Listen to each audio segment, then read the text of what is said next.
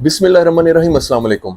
पाकिस्तान और भारत के दरमियान होने वाली जंग जिसका आज कल बहुत चर्चा है, इसमें नरेंद्र मोदी के किरदार को हम थोड़ा सा आज डिस्कस ज़रूर करेंगे। नरेंद्र मोदी जो गुज़िश्ता 11 सालों से मुसलसल भारत का प्राइम मिनिस्टर है और हर बार इलेक्शन में ऐसा क्या करता है कि आसानी से इलेक्शन जीत भी जाता है। मोदी को अपनी भारतीय अवाम को धोखा देना और इनके दिल में घर करना बखूबी आता है। मोदी अच्छी तरीके से जानता है कि इसके देश में बसने वाले हिंदू पाकिस्तान से कितनी नफरत करते हैं, और अगर किसी खित्ते में नफरत के जज्बात इतने नहीं भी हैं तो उनको इंस्टिगेट कैसे करना है, मुसलमानों पर जुल्म करके हिंदुओं से कैसे वोट लेना है, इन सब में नरेंद्र मोदी कमाल महारत रखता है। नरेंद्र मोदी दरअसल एक हिंदू कॉम्प्रेस लीडर है और अपने हर हुक्म और हर हिकमत अमली में हिंदुओं को खास रियायत और फेवर देता है, जिनमें अगर भारतीय मुसलमानों के साथ जुल्म और ज्यादती की हदों को भी छूना पड़े तो ये मोदी साहब जुल्म के साथ में आसमान पर भी पहुंच जाते हैं। जिसकी एक मिसाल साल 2022 में गुजरात में किए गए हिंदू मुस्लिम फसादात थे, जिसमें हजारों मुसलमान मारे गए थे, मुस्लिम ख्वातीन की बेहरमती की गई थी। जुल्म की इंतहा इस कदर थी कि आलमी सतह पर भारत की बेहतरीन साख होने के बावजूद भी भारत को एक भारी तनकीद का सामना करना पड़ा था। और इस तमाम जुल्म का मास्टरमाइंड कोई और नहीं, सिर्फ ये नरेंद्र मोदी साहब ही थे। ये अच्छी तरह जानता है कि किस तरह अपनी सादगी से अपनी अवाम का दिल जीतना है और मुसलमानों पर जुल्म करके इन पर जिंदगियों को तंग करके कैसे इलेक्शन में हिंदुओं का भारी वोट बैंक अपने नाम करना है। मोदी का चलाक दिमाग मुसलमानों के लिए बराए नाम तालीमी और फलाही और माशी इस्लाह करके इनका वोट भी अपनी तरफ खींचने की कोशिश करता है। यहाँ पर एक बात तो वाज़ेह हो जाती है कि मोदी अपने इलेक्शन के जीत के लिए कुछ भी करने को तैयार हो जाता है। फरवरी 2019 में पुलवामा में भारत की एक नीम फौजी दस्ते पर हमला होता है, जिसमें तकरीबन 41 अहलकार मारे जाते हैं। अगर आप इस हमले की टाइमिंग नोट करें तो ये हमला भारतीय इलेक्शन से महज 2 माह पहले किया जाता है, और इस हमले को मोदी साहब पाकिस्तान के खिलाफ इस्तेमाल करते हैं और इसके जवाब में बालाकोट सेक्टर पे भारतीय एयर स्ट्राइक्स भी की जाती हैं, ताकि हिंदुस्तानी खासकर हिंदुओं का लहू गरमाया जाए, उनकी जज्बाती वाबस्तगी को अपनी सियासी जमात से जोड़ा जा सके। और मोदी इसमें कामयाब भी हो जाता है और नतीजे में इलेक्शन जीत भी जाता है। 22 अप्रैल 2025 को भारतीय कश्मीर के इलाके पहलगाम में एक दहशतगर्द हमला किया जाता है, जिसका बहुत शोर आजकल आप और हम सुन रहे हैं। जरा इस हमले की टाइमिंग भी नोट करें तो आप मालूम पड़ेगा कि भारत में लोकसभा के इलेक्शन हो रहे हैं, जिसके नतायज 4 जून 2025 को मुतवक्का हैं। मोदी ने पहलगाम के इस हमले को कौमी सलामती के बयानी के तौर पर पेश किया, जिसके मुमकिन असरात इसके वोट बैंक पर पड़ेंगे, और ऐन मुमकिन है कि इस हमले के नतीजे में पाकिस्तान पर चढ़ाई करके जो हिंदुस्तान के दिल में मोदी ने घर किया है, उसके नतीजे में मोदी ये लोकसभा का इलेक्शन भी जीत जाए। पाकिस्तान और भारत में से अगर दोनों ममालिक की मैशत और दाखिली मामलात का हम जायजा लें तो भारत पाकिस्तान से हर लिहाज से बेहतर पोजीशन में है। भारत की मैशत का हजम बहुत बड़ा है, बैरूनी सरमायाकारी आ रही है, सियासी हालात पाकिस्तान की निस्बत मुस्तहकम है, इंफ्रास्ट्रक्चर टेक्नोलॉजी और इंडस्ट्री में एक नुमायां तरक्की कर रहा है India, foreign exchange reserve Pakistan से बहुत बेहतर हैं। इन शॉर्ट भारत को अगर एक सेल्फ सफिशिएंट मुल्क कहा जाए तो वो गलत ना होगा। जबकि इसके बरक्स पाकिस्तान एक ऐसा मुल्क है जिसमें शदीद सियासी कशीदगी है, कमज़ोर और बिगड़ती हुई मैशत IMF पर डिपेंड करती है, करेंसी की कदर में मुसलसल कमी हो रही है, महंगाई अपनी बुलंद तरीन सतह पे है, पावर क्राइसिस है, पानी तालीम और सेहत के शोबे बदहाली का शिकार हैं।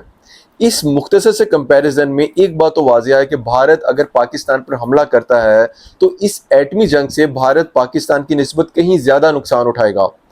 पाकिस्तान बाजार एक कमज़ोर पोजीशन में होने की वजह से भारत को अपने ऊपर किए जाने वाले हमले के नतीजे में बहुत जल्द अपने एटमी हथियार इस्तेमाल करने का फैसला कर सकता है, जिसका खमियाजा जनूबी एशिया के तमाम ममालिक को भुगतना पड़ सकता है। इसके अलावा चीन, रूस और ईरान भी इस एटमी जंग से मुतासिर हो सकते हैं, और ये तमाम ममालिक यकीनी तौर पर अपनी कोई ना कोई वाबस्तगी भी किसी न किसी मुल्क के साथ शो करेंगे, जिससे ये एटमी जंग पूरी दुनिया को अपनी लपेट में ले सकती है।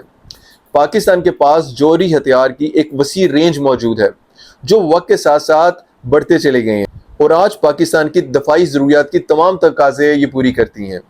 पाकिस्तान कभी भी जंग का ख्वाह नहीं रहा है, लेकिन जब भी इस पर जंग मुसल्लत की जाएगी तो ऐन मुमकिन है कि एटमी मुल्क अपनी जौहरी हथियारों का भरपूर इस्तेमाल करेगा। और पाकिस्तान की इस जंगी सोच और हिकमत अमली से भारत मुकम्मल तौर पर वाकिफ है। पाकिस्तान के जौहरी हथियार भारत के लिए एक डिटरेंस हैं, जो भारत को पाकिस्तान पर हमले से साइकोलॉजिकली रोकेंगे, क्योंकि भारत पाकिस्तान की निस्बत अपनी फलती फूलती मैशत को कभी भी रिस्क में नहीं डालेगा, क्योंकि भारत अच्छे से जानता है कि पाकिस्तान के पास बैलिस्टिक मिसाइल की एक वसी तरीन रेंज मौजूद है, जिनकी मदद से पाकिस्तान अपने एटमी हथियारों से तवील फासले तक वार करके अपने टारगेट्स पूरे कर सकता है।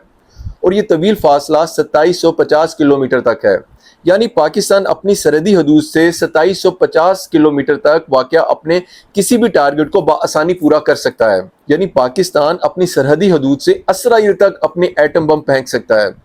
لداخ سے لے کر کنیا کماری تک پورا انڈیا پاکستان کے شاہین 3 بیلسٹک میزائل کی رینج میں آ جاتا ہے، جس سے پورا بھارت چند لمحوں میں ایک ویران کھنڈر کی تصویر بن جائے گا۔ پاکستان اور بھارت دونوں ایٹمی طاقتیں ہیں، لیکن ایک بات اچھے سے واضح ہے کہ جنگ کی صورت میں اور خاص طور پہ ایٹمی جنگ کی صورت میں بھارت کو پاکستان سے کہیں زیادہ نقصان اٹھانا پڑے گا، جس کو کچھ حد تک ایکسپلین کرنے کی کوشش کرتا ہوں میں۔ بھارت دنیا کی سب سے بڑی آبادی والا ملک ہے، جس سے واضح ہوتا ہے کہ جنگ اور خاص طور پہ ایٹمی جنگ کی صورت میں بھارت کو پاکستان سے کہیں زیادہ جانی نقصان اٹھانا پڑے گا۔ بھارت کی چھوٹی بڑی بستیاں، گاؤں، شہر سب بہت تیزی سے اس کی لپیٹ میں آئیں گے۔ بھارت کے بڑے بڑے شہر دہلی، ممبئی، بنگلور، کولکاتہ بہت آسانی سے پاکستان کے نشانے پر آ سکتے ہیں، اور اگر ان پر پاکستان کی جانب سے ایٹمی حملہ کیا جاتا ہے تو جو تباہی ہوگی اس کا اندازہ آپ لگا ہی نہیں سکتے۔ اگر معاشی لحاظ سے تھوڑا تجزیہ کریں تو یہ بات ثابت شدہ ہے کہ بھارت معاشی لحاظ سے دنیا میں ایک ابھرتی ہوئی معیشت ہے۔ دنیا بھر سے بڑے بڑے سرمایہ کار اور بہت سے ریناؤنڈ انٹرنیشنل کمپنیز بھارت میں سرمایہ کاری کر رہی ہیں، اور اگر پاکستان جیسے ایٹمی ملک سے جنگ کا پنگا لیتا ہے یہ بھارت، تو یہ سب کمپنیز اپنے معاہدے بھارت کے ساتھ کینسل کر دیں گی، اور سرمایہ کاروں میں خوف کی وجہ سے سرمایہ کاری بھارت میں رک جائے گی، جس سے بھارت کئی ڈیکیڈز پیچھے چلا جائے گا۔ بھارت ہمیشہ سے مذہبی، لنگوسٹک اور علاقائی مسائل میں گھرا رہتا ہے۔ ایٹمی جنگ میں کودنے سے مختلف علاقوں میں علیحدگی پسند تحریکیں جو ابھی تھوڑا ٹھنڈی پڑی ہوئی ہیں انڈیا میں، ان کو پھر سے ایکٹیو ہونے میں مدد ملے گی، اور بھارت کے اندرونی حالات مرکزی حکومت کے کنٹرول سے باہر ہو جائیں گے۔ بھارت خود کو بڑی جمہوریت اور ایک سافٹ پاور ملک کہلوانا پسند کرتا ہے۔ جنگ کی صورت میں بھارت کا یہ سافٹ اور ڈیموکریٹک کنٹری کا امیج بری طرح متاثر ہوگا۔ اس کے ساتھ ہی شدید بین الاقوامی پابندیاں اور دباؤ اور تنقید آئے گی، جس سے بھارت کو ناقابل تلافی نقصان پہنچے گا، جس میں اس کے بین الاقوامی تعلقات بری طرح متاثر ہوں گے۔ اگر بھارت جنگ میں پاکستان پر ایٹمی ہتھیار استعمال کرتا ہے تو نتیجے میں پاکستان بھی ڈیٹرنس کی پالیسی کو بھلا کر واپس بڑا ایٹمی حملہ کرے گا، جس سے بھارت کے بڑے شہر تباہ ہو سکتے ہیں۔ بھارت کا زرعی شعبہ بری طرح متاثر ہوگا، شدید انسانی بحران سامنے آئے گا، جس سے بھارت ایک لمبے عرصے تک باہر نکل نہیں پائے گا۔ جنگ میں فتح یا شکست کا فیصلہ بعد میں کیا جاتا ہے، پہلے دونوں ممالک کو اس کی ایک قیمت چکانا پڑتی ہے، اور بھارت کے پاس لٹانے اور گوانے کے لیے بہت کچھ ہے۔ انڈیا کی ایک لارج نمبر آف پاپولیشن، اس کی معیشت، عالمی تعلقات اور اندرونی استحکام، یہ سب جو بھارت کو حاصل کرنے میں کئی دہائیاں لگ گئی ہیں، پاکستان جیسے ایٹمی ملک سے جنگ کر کے چند گھنٹوں میں یہ سب گوا دے گا۔ امن، برداشت، مذاکرات، تعلقات کی بہتری ہی ایک ایسا راستہ ہے جس سے دونوں ممالک محفوظ رہ کر اپنے اپنے ملک کے اندرونی اور بیرونی مسائل حل کر سکتے ہیں۔ آپ کی ذرا سی بے وقوفی نہ صرف آپ کے ملک کو کئی دہائیاں پیچھے لے جائے گی، بلکہ آپ کی آنے والی نسلوں میں بھی آپ اپنے آج کے کیے گئے فیصلوں کی وجہ سے بدنامی کا باعث بنیں گے۔